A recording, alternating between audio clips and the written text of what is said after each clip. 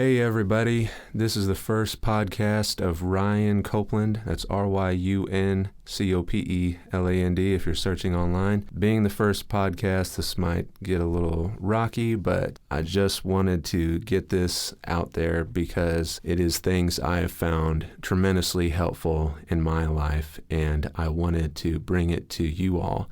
If you have been struggling with this same area, and the area in speaking is with anxiety. I am sure with everything that has gone with the pandemic in 2020 that there are many hundreds of thousands, I don't know, maybe millions of people struggling probably with some sort of mental hindrance in their everyday lives from the pandemic that's spread across the world. I know it has affected me personally in the form of anxiety, just with maybe some of my past experiences and just the fact that I struggle with claustrophobia, with the type of sickness that comes along with COVID-19 or coronavirus or whichever you're speaking of.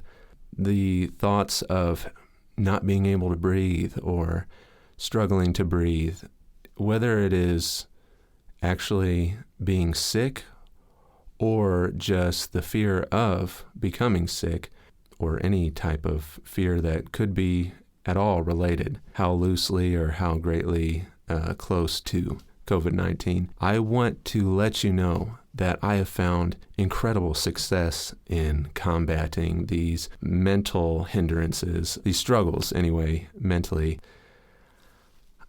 I want to, number one, tell you that anything in my life, I have found success in Jesus. And I don't mean to push my faith off on anybody. That's absolutely not what I'm trying to do here. I am completely respectful of your belief systems or the way you go about your days and how you handle things. I guess the best thing I'm trying to do is offer this to you.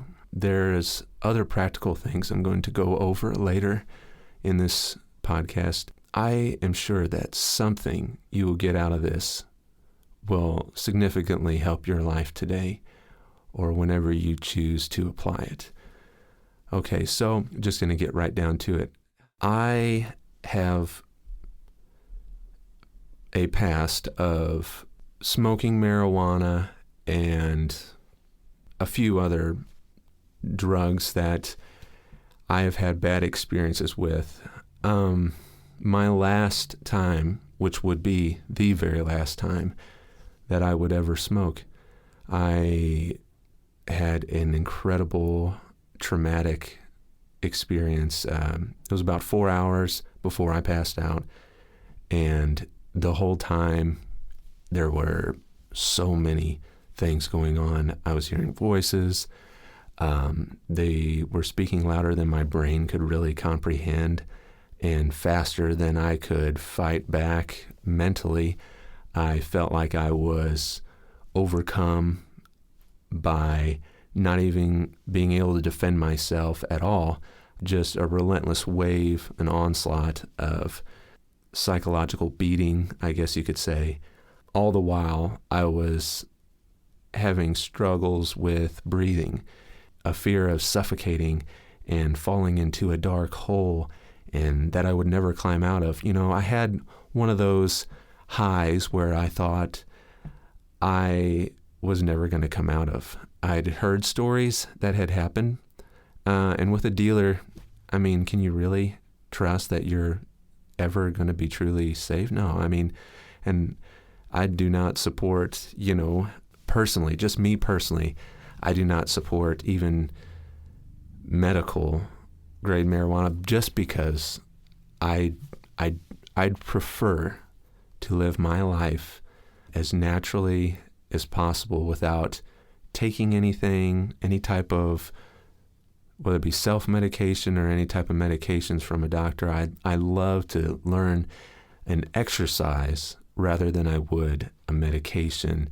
And I believe God prefers us to find that as well, and not to lean so much on medication and things of that nature. Not to judge anybody who is on medication right now. If you're on medication and it's been helping you, I totally understand. I totally get it. If you're smoking marijuana for, your own medicational reasons, I totally respect that. I'm not here to put you down. What I just am suggesting that is, I don't believe that you will have to be on that long term. I believe that you can have peace right where you are, because I realize that we're all at different places in life, and that all of us take different steps. Some of us take big steps. Some of us take small steps. But the fact that you're moving forward is the main thing. I totally believe that when you're moving forward with God, there's no way you can lose. It may be hard at times, but you're always going to be progressively going forward. So in saying that, I want to talk about now, I'll give you a little background about how I was able to solve that issue with God. So, I had that 4 hours, that high. That was terrible, right? But, a couple of years went by and, nothing really bothered me until the COVID hit. It was like out of nowhere. It really wasn't. But the anxiety hit that way. I know there were things that led up to it. Things like the horror stories that you hear online. People in a hospital bed and, grasping for the call nurse button while they feel like they're gasping for breath. The same feelings that I've always been a fear of. The water has always freaked me out because I had a fear of drowning. Another fear of suffocating. I had a terrible experience as a kid where I was trapped in a tunnel at the St. Louis City Museum. I was about like 6, I think, or 8. And my shoulders were squeezed tight between these walls, and I couldn't move. And wow, yeah. There's a lot of things that added up to it. But either way, this week was one of the hardest things I had ever experienced. I like to use a 1 through 10 scale for the intensity of the anxiety. I would say for this whole week, I only had 2 instances that were probably 8s, really peaks, but gripped me so hard that I had to stop everything I was doing and basically get outside as soon as possible and just try to emergency focus on getting myself down and away from this incredible, anxiety that was just overwhelming me. But most of the time, it was probably like a 4 or 5. Just a prevalent and obvious presence of anxiety with you. That's not like panic button level, but just enough to really keep your mind on it. It bothered me in such ways that when you have a continuous stream of pain like that, that lasts at a significant level for so long, I didn't want to live anymore. I couldn't imagine even going one more week without that plague in my mind. I couldn't let go of it. I cried in church. I cried at home. I searched out many things. I prayed to God. I did short prayers. I worshipped at church. But where I finally got the breakthrough was when I truly began to pray. Not a short, shallow prayer, and not a prayer that is just making sure I check boxes or that, I basically hear myself. No, really focusing on God and really seeking Jesus and just spending time with him in prayer, not making an objective out of it, but just spending time with him. And when you spend time with somebody you love, you don't sit there and look at the clock and, I've been talking to you for, half an hour. I probably better get going. No, when you love somebody, you love talking to them. You love spending time with them. So that's what I was ignoring basically all this time, years and years. I asked Jesus into my life in 8808, and I have to admit that there had only probably been a handful of days where I really sought Jesus in prayer and just opening my heart to him and spending that undivided attention, getting alone if you can, however you can. Now, there are probably a lot of you like me who are out there and probably wondering, well, how do you do that? Well, the first thing I would say is there are some things that can help you to really connect with God like that. Turning on some relaxing meditational music in the background. On YouTube, they have like 3, 5, 8 hour long videos that just have these gentle chords that will play and really calm you down and really have you get help to focus on talking to God, which is prayer. And just when I really spent that time, I felt this lift out of my chest, like a physical feeling of almost like something was pulled right out of me. The weight that had been bearing down because of my inability to believe I can breathe. It was a complete transformation. So that's my encouragement for you guys. That's the number one that I have to look to. Worshiping is great. If you can get undivided attention to worship God, you turn on a new song. Sing a new song. Find one of these popular groups out there, these popular churches, Elevation Worship, Hillsong United, Bethel, Red Rock Worship, all these large worship groups, or just anything you can find that's praising the Lord. Something that's come to my mind too is at the end of this video, if you are listening to this and you're like, I don't even know what you're talking about, praying, praising, worshiping, I have no idea. That's completely fine. I understand. If you'd like to know, though, I would be more than happy to walk you through a simple prayer to kind of begin that relationship. Because to begin a relationship has to have communication. That's all prayer is. And it will benefit your life like nothing else. You don't even begin to live until you make that first conversation with Jesus.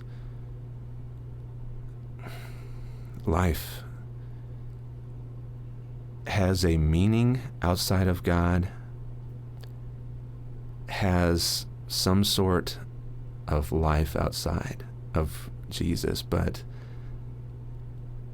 I can't hardly describe it because it pales in comparison to beginning a life with Jesus.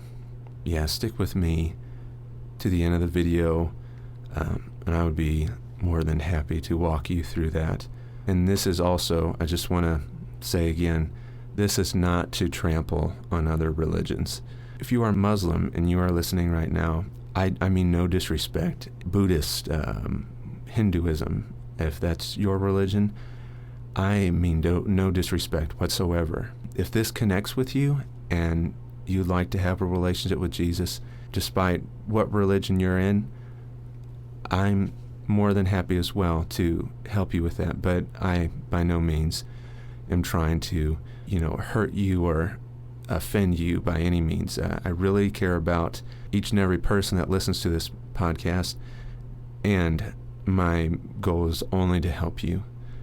I would like to go over some practical things with you guys too. I have actually learned this from an actual therapist.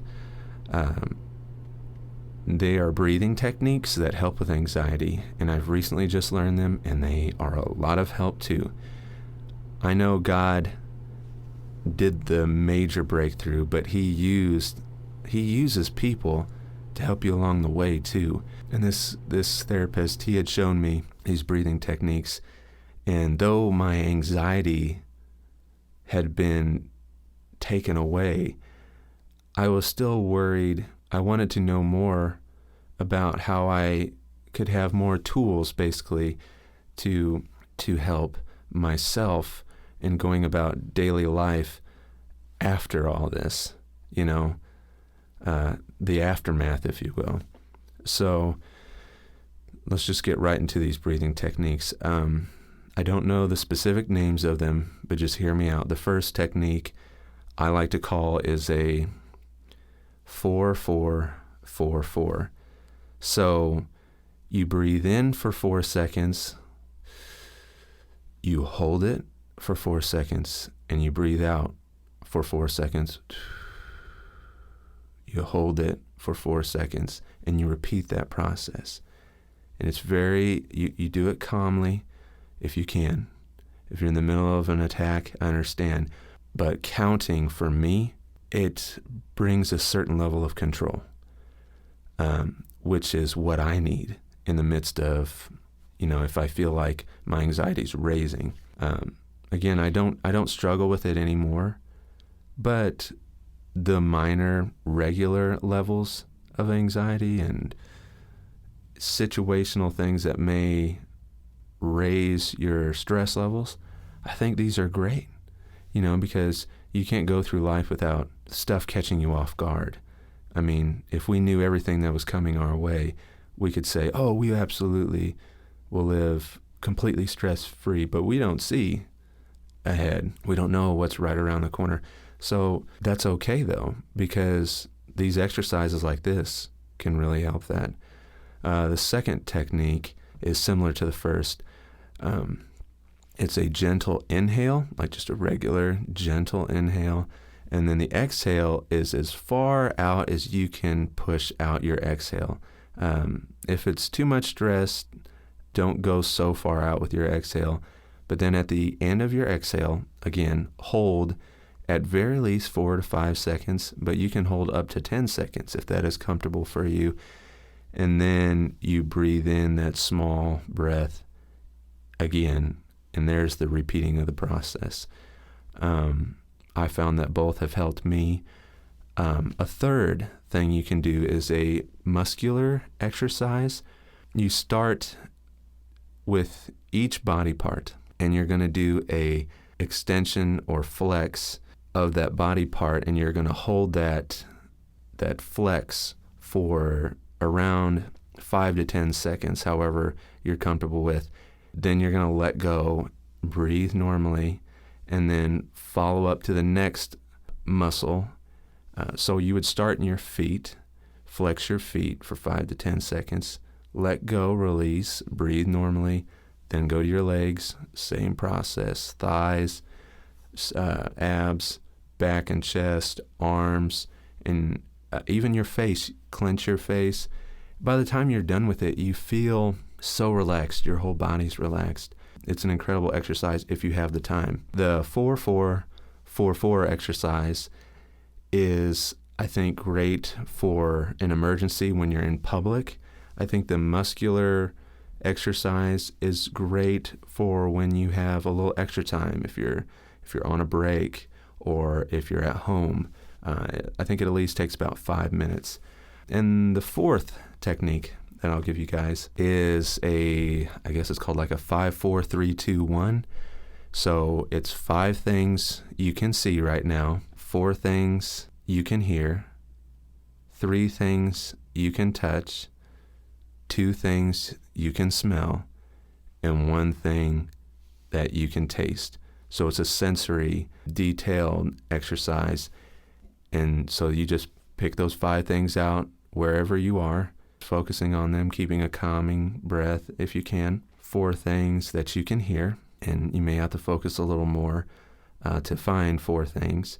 And you can even make the noise to get your full amount of sensory detailed exercise fulfilled. And you just go down 3, 2, 1, all those sensory detailed points. And by the time you're done, you feel really grounded. Oh, speaking of grounded, I can give you one more exercise, actually. This exercise is you find a relaxing position, upright, because you breathe better when you have good posture. And you focus on your feet and then focus on your heels. And while you're sitting in the chair, you press down through your heels and you feel your heels and the ground connect. And you focus on the gravity of that, the sureness of yourself on the ground as your heels press farther through your shoes or whatever you're wearing into the solid ground beneath you, and just focus on a calming breathing while you complete that exercise. So these practical exercises, I believe they will help us well.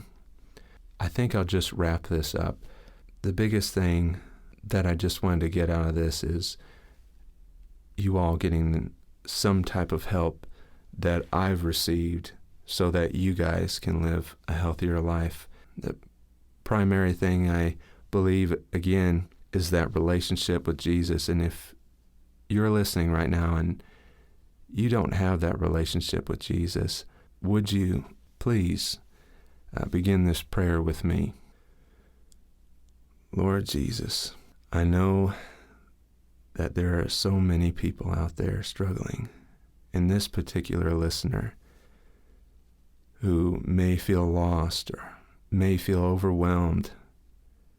Lord, I believe that you had set this up just for them, and I believe that you are going to give them the freedom and peace that they need in this time. Lord, we open our hearts to you. Jesus, you are all we need. We desperately want a relationship with you. You are strong when we are weak. You give healing when we are hurt. And for this listener, Lord, I thank you for coming into their heart, coming into their life, coming into a new beginning, that there would begin healing on this person's life. I thank you, Jesus. And it's in your name I pray. Amen. Hey, if you prayed that prayer today, I'm so thankful. I'm so grateful. Would you comment at all, anything that you've received? And anybody who sees the comment, I encourage you to lift them up as well. You encourage me by any comment you can have of any way that this has helped. I will continue doing podcasts in the future. I look forward to where this can go for your life. If you are new to having a relationship with Jesus, or if you had opened your heart to Jesus many years ago and maybe your passion has died down, or maybe you never had any passion, you just simply talked to Jesus and that was that. Well, I'd like to encourage you on one last segment here. These are a few things to walk out in your faith to make your life as strong as it can be in your faith. The first thing is you cannot do this alone.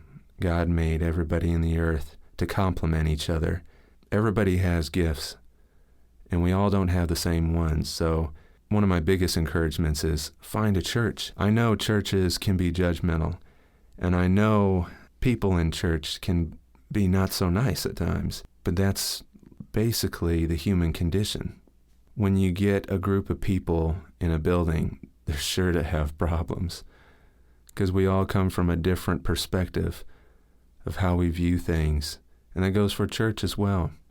If we can accept each other and love each other through that and just realize that we all have a similar goal in church, I think that's where real growth can begin.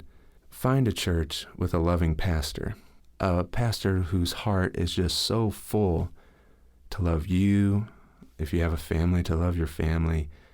In his sermons, you just feel God's love just pour out of him. That is a great place to start, because where the pastor is, he is the leader and the rest are following him. So with that in mind, find a loving pastor. And when it gets hard, when there's a disagreement, try to prepare yourself for it, because running from a bad situation and leaving a church is kind of a bad habit to get into. If we can learn to persevere with one another and love each other through our arguments and our differences, churches increase and grow through their ministries of who they can help, their outreach of, who they can serve. Offense, I think, is the main factor of dividing churches and breaking down churches. The second thing is, and probably even more important than, well, I wouldn't say more important than church. Second thing is, find yourself a Bible. They are, and I don't mean this disrespectfully to any religions, but from my personal perspective, the Bible is the most incredible book in the entire world. It has wisdom and knowledge beyond human understanding at times, and what we can understand is mind-blowing. The truths that are in there, and yes, I know there are a lot of people that have read the Bible and they have found things that they think are concerning or not healthy, but when people make those remarks, I tend to find that they haven't spent the whole time to read the whole text, but they read a portion of it. No, it doesn't matter what book it is. If you read just a small portion and you make a judgment on that book without having read the whole book, how fair is that? It's not fair at all. It may be a complete misunderstanding of that section of the Bible or that book. Because I can say I have spent, since 2008, when I started reading the Bible, and through all those years, I'm a slow reader. But I've read through it all, and I continue to read through it. And I mean to tell you, there are some things where they'll stop you, and you'll be like, what does that mean? That sounds really bad. But if you pay the time to study and to find the correlation between different sections of the Bible, to find really what it's saying, you'll realize that it's not a condemning book. It's not there to put you down. It is just showing the reality of all the accidents mankind has made and the nature of mankind, how each of us are not perfect and we've made a ton of mistakes, but also how God has always been there. Jesus has always been there, and he is, through each generation, sought for the healing, the help, and the restoring of people. So, first is church, second is the Bible. Third, I would say, is small groups. Small groups are great because we need to deeply connect with certain people. Sunday mornings, you just come in, you worship, you pray all together, which is, you can't replace that. That is irreplaceable, precious time. And we need to do that consistently. We need that for our lives. But these small groups help you to get to know some of those people in the church. And sometimes it may be for, there may be some bad situations, but that's just the human nature again. Pray for them, forgive them, and continue on with those other people. Because again, it's about growth. And when we grow inside, when we decide that, hey, maybe it's not just them, maybe it's some of me too. Maybe it's a lot of me. I mean, I'm going to be honest, even to this day, I'm not a perfect person. Make a ton of mistakes every day. But there is growth. With Jesus, there is always growth, and you can always look back and realize how far you've come. So yeah, a Bible study group, maybe it's just what we call fellowship, which is just getting together with a bunch of church friends and, just having dinner or going out for something fun. The group could be anything. I just recommend that you do it with church people because they're all focusing on that book I mentioned. They're all focusing on the Bible. And, believe it or not, when you have a group of people that focus on that good book and they walk life out together, you will find that there is no better person you would like to have by your side than somebody who loves Jesus. They're incredible people.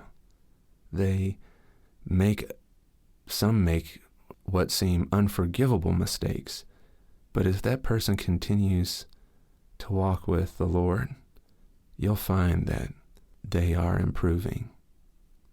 They are growing. Because somebody who seeks the Lord, seeks His Word, seeks His church, there's no way they can stay the same. It's not possible. And a lot of people might not even see it. Oh, he's just the same old person. But the people closest to him know. The people closest to her know. So, as of right now, I can't really think. I think that's a good starting point right there. I hope you all enjoyed this podcast. Hope it really helped. It's been my absolute pleasure to give it. And I look forward to speaking to you next time. All right. Have a great morning, evening, whichever. Talk to you later.